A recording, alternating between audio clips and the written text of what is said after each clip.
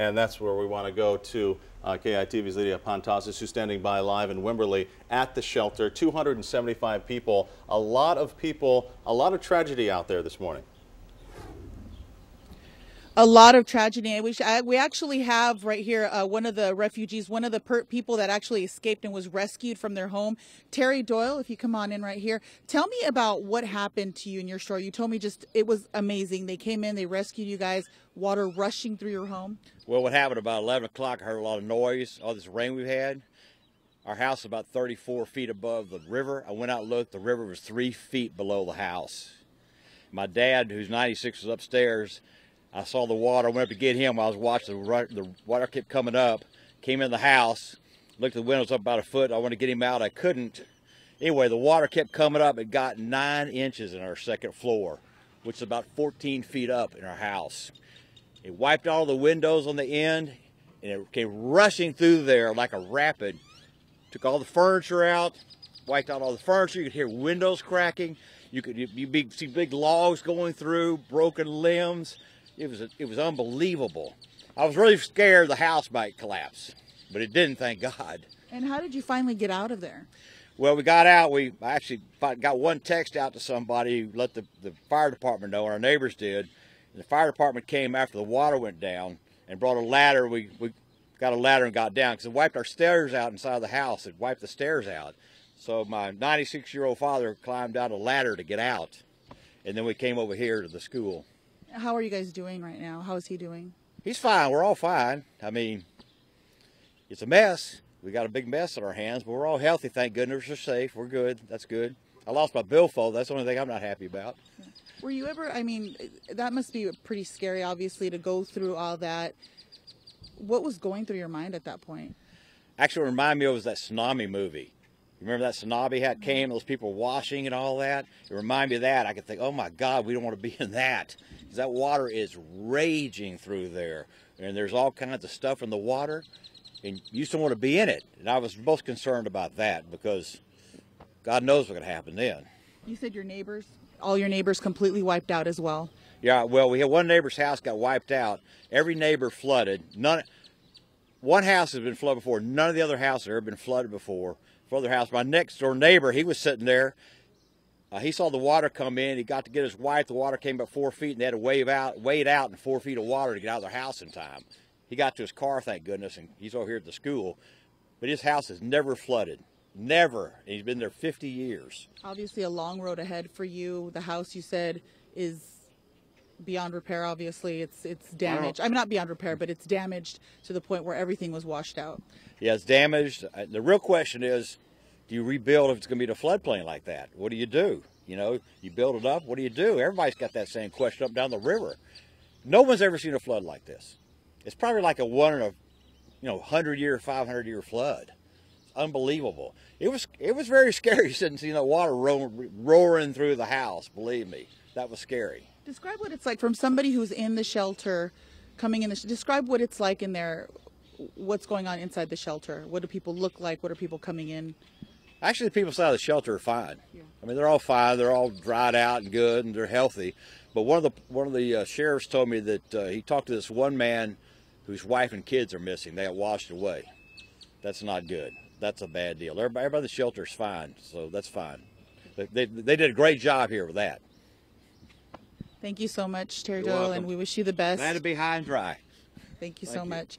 Again, 275 people. You just heard from Terry Doyle. He said water rushing through the upstairs rooms in his home. So not the downstairs, the upstairs rooms in his home. He was able to get out because firefighters got up there with a ladder, rescued him and his 96-year-old father and their dog as well. So again, earlier I told you they do need some help here at Wimberley High School. They were asking for blankets, volunteers, water, food, anything people can do to help out here. They're in desperate need and more people coming by the minute. Reporting live in Wimberley, I'm Lydia Pantasis. Back to you in the studio. Lydia, you know, I heard him mention that they were still looking for a wife and children. We didn't get any confirmation on that. Did you hear anything on the ground in Wimberley about a search and rescue effort for anyone?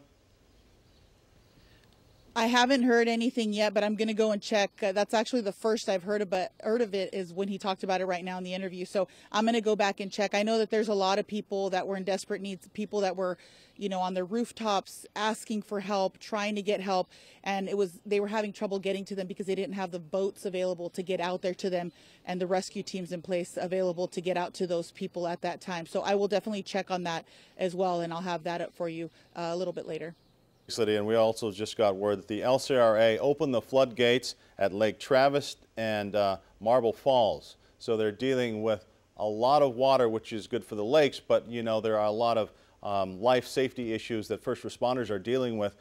They dealt with them all overnight and this morning as well. So there are still a lot of low water crossings that are closed, more than 200, and you saw that ATX floods map.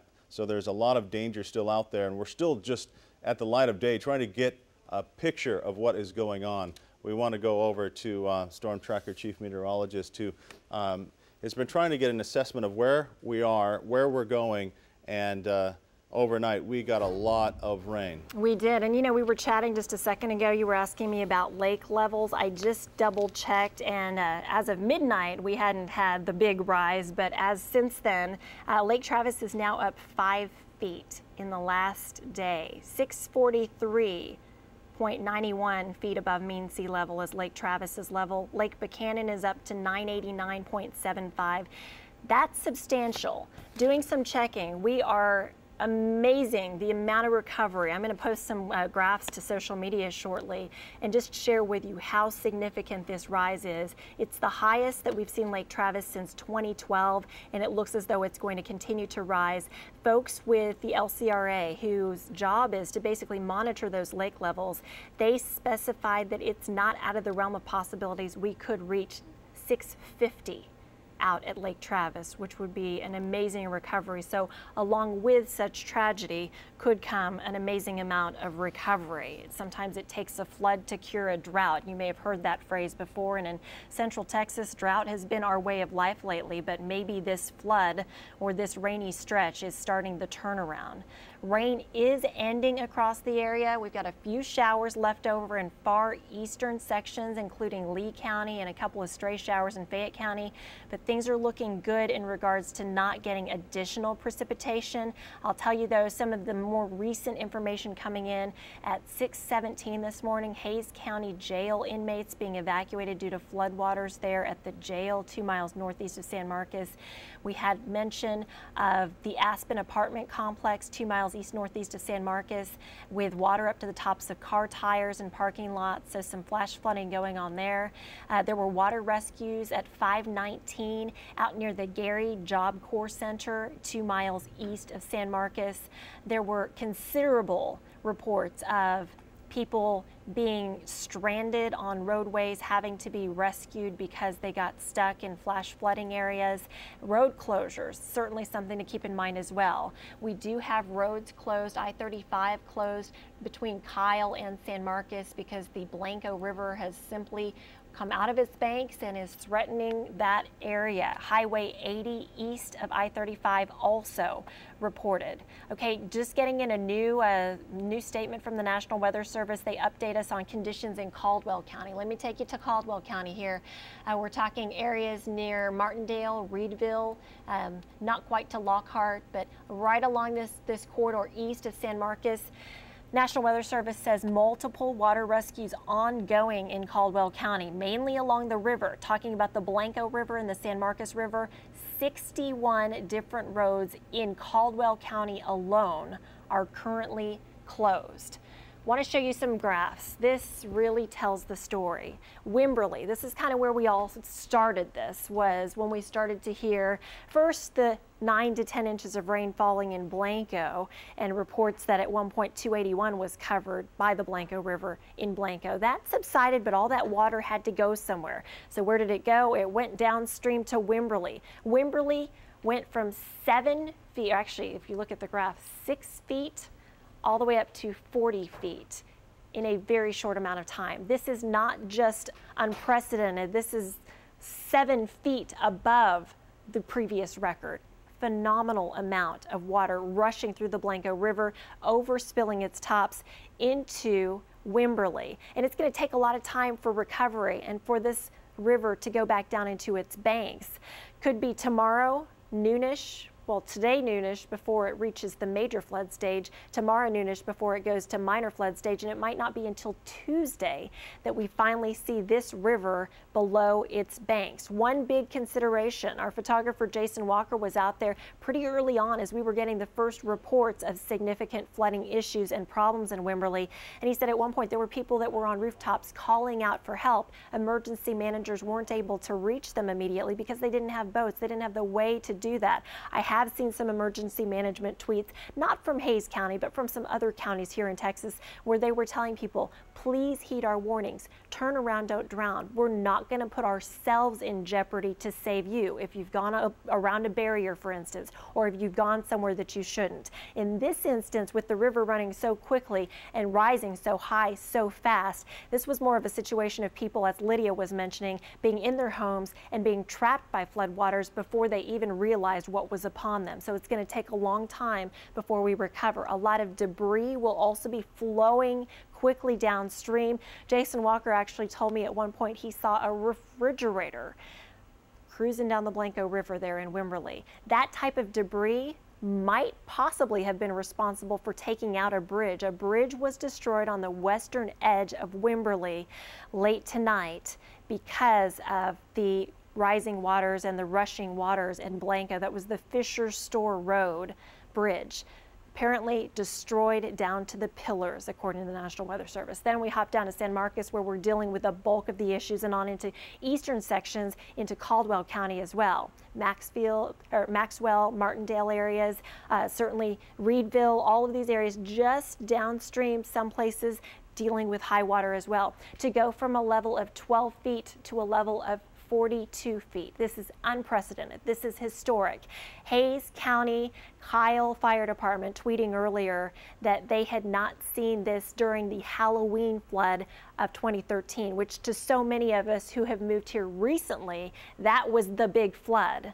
This is now the big flood for folks in Hays County. This is the one that will go down in the record books as being the big one. More than 200 low water crossings are closed. As mentioned, the National Weather Service just updating, saying 61 of those closures are in Caldwell County alone. And just based on the number of red dots, and there are probably even more developing, I would say that Hays County is not far behind. Rain reports really tell the story too. In the Austin area, 1 to 2 inches. That's enough to cause issues, but out in Blanco County, 9.46 inches officially from one of the LCRA rain gauges. And a member of the public reported from their rain gauge with the first round of storms alone that they had 9.3 inches. Likely that number may have gone up another inch with the second round of storms that we received.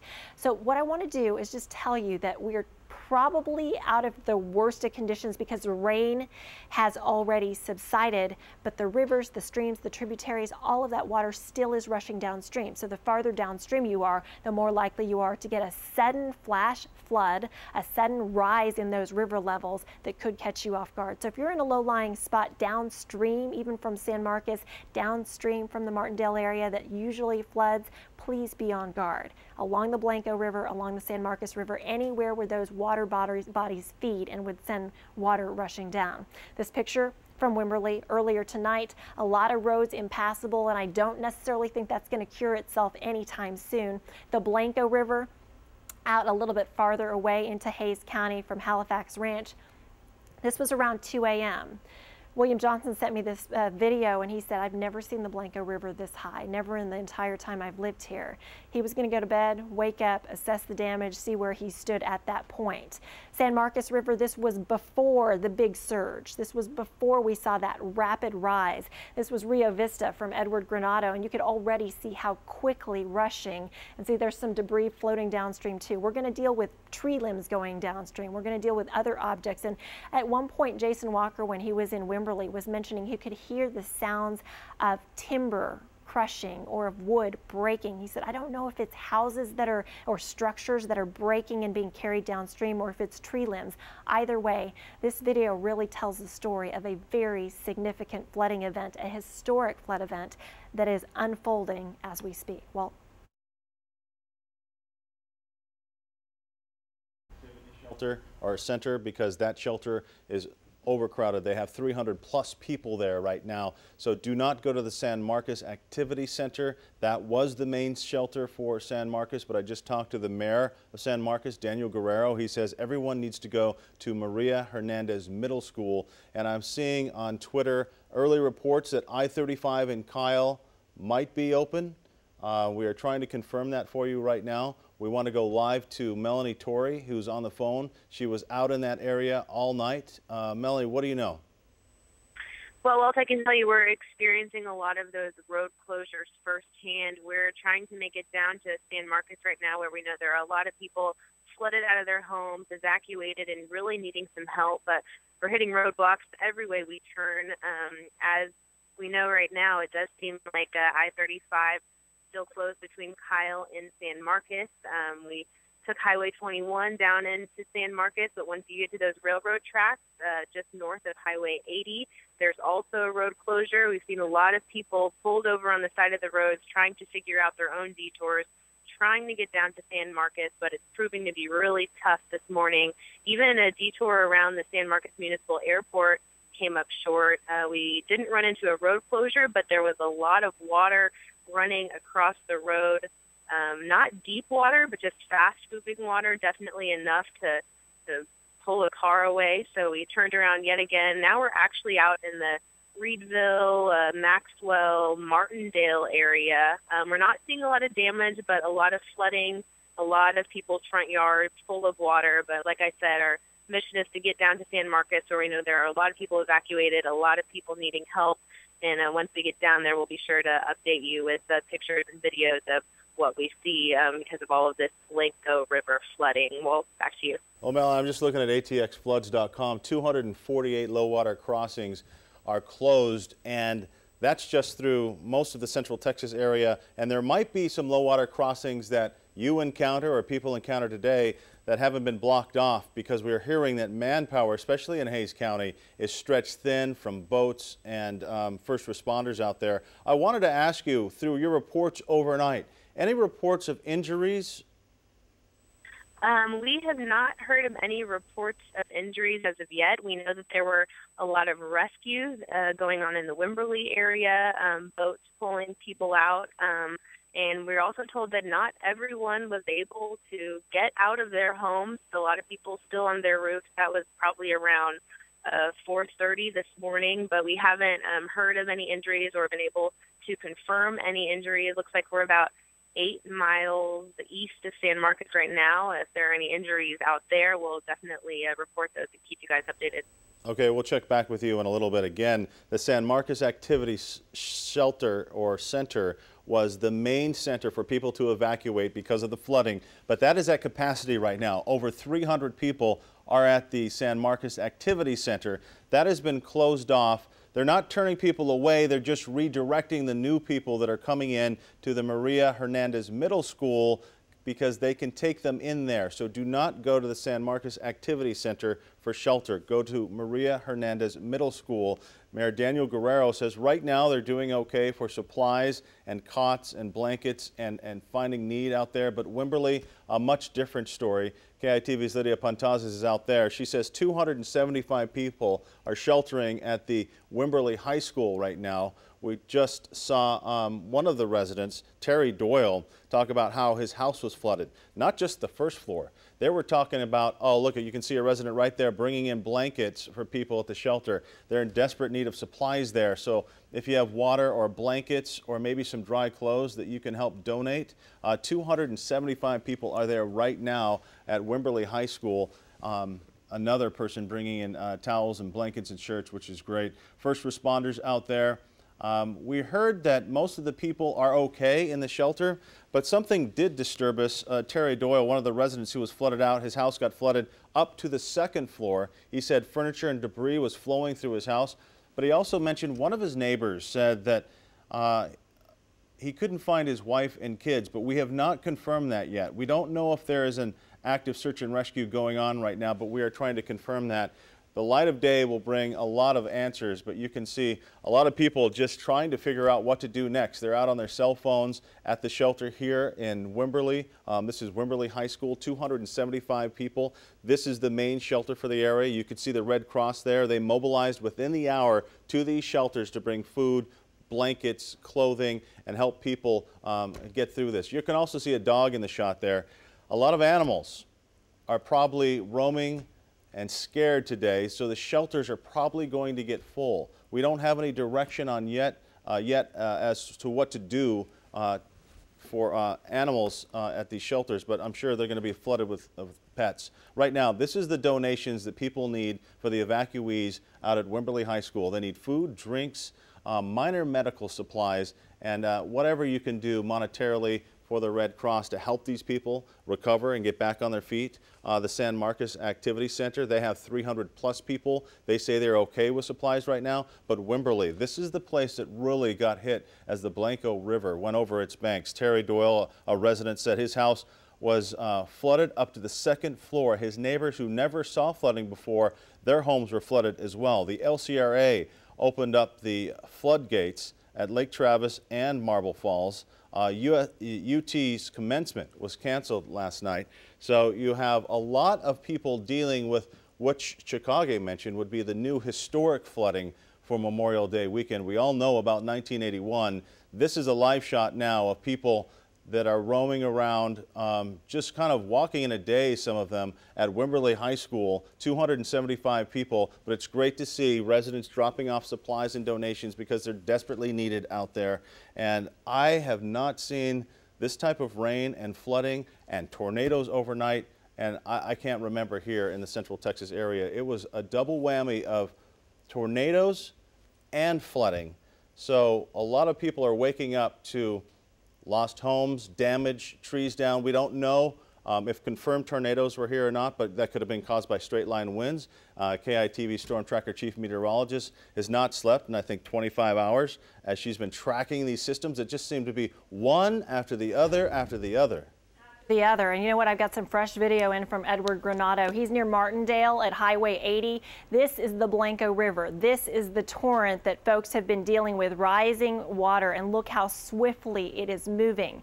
This river probably about a week ago or 2 weeks ago would have been about this narrow, and now it has expanded, and you can just see the power of the current. So needless to say, we are not done yet. It may be within its banks, at least away from the road a little bit here in Martindale, but there are many other locations where the Blanco River is still causing significant flooding.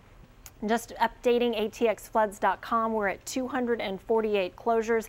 That number could go up. Notice how we're really getting a big cluster here in the San Marcos area. That's where the heaviest areas from San Marcos and then on into portions of Caldwell County. That's where we're dealing with some of the most significant road closures now. You could hear that from Melanie Torres. She said making her way down from Kyle towards San Marcos, she kept on running into detours. Turn around, don't drown. We always tell you that. We really mean it. It is a significant issue. Now, I will tell you this is good news on the radar front as we're going to zoom out for you. The rain that we had been dealing with has all headed to the east. Those of you watching us out in Lexington, Dime Box, Old Dime Box, you got a couple of showers, nothing significant though. The rest of us have really dried out. We have flash flood warnings that are going to expire at 7:15 from Georgetown to Austin to Bastrop out down into Lockhart. But what we're going to still hang on to is those flash flood emergencies right along the immediate rivers. Talking about the Blanco River from Wimberley down towards San Marcos, also the San Marcos River and the Blanco River from San Marcos downstream. So those areas are still going to be under the gun for potential issues just because it'll take a while for those waters to recede. So as I zoom in here for you, Wimberley and Wood Creek, Martindale, San Marcos, these are all areas still under that threat of flooding. And as everything kind of goes downstream, we saw that video on Highway 80 near Martindale from Edward Granado. Here's Highway 80, there's Martindale. So you get an idea. It's a little bit downstream from San Marcos, the river running extremely swiftly quickly and very high, but it doesn't look like it had gone out onto the roadway, at least not at that portion of Highway 80. This is going to work downstream towards Staples. So these are all areas where you need to make sure, if you're in a low-lying area that typically does flood, that you find yourself some higher ground. We don't want you to have to be one of those that has to call 911 in order to get rescued. Instead, just be smart, go to higher ground while you still can. That way you will be best off. And another thing I want to let you know is Future Track. This is going to take you through the next couple of hours.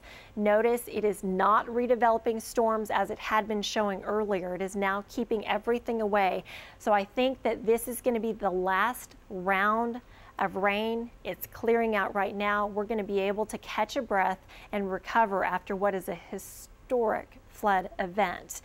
Higher than the Halloween flood of 2013 by Hays County standards. That's what we're dealing with right here and right now. And of course, that video really told the story. Even more so if you look at the graphs, to go from 6 feet up to a record 40 feet at the Blanco River in Wimberley. And the fact that it'll probably be sometime Tuesday before we see that level go back down to where it began, this is extremely significant. The Blanco River in San Marcos, they're not able to do a forecast on this one for how long it'll take to go back down, but it went from 12 feet all the way up to 42 feet, just like that. And in fact, it went 9 feet in 15 minutes. Talk about a quick turnaround, or a quick way for you to not know where to go or how to get there.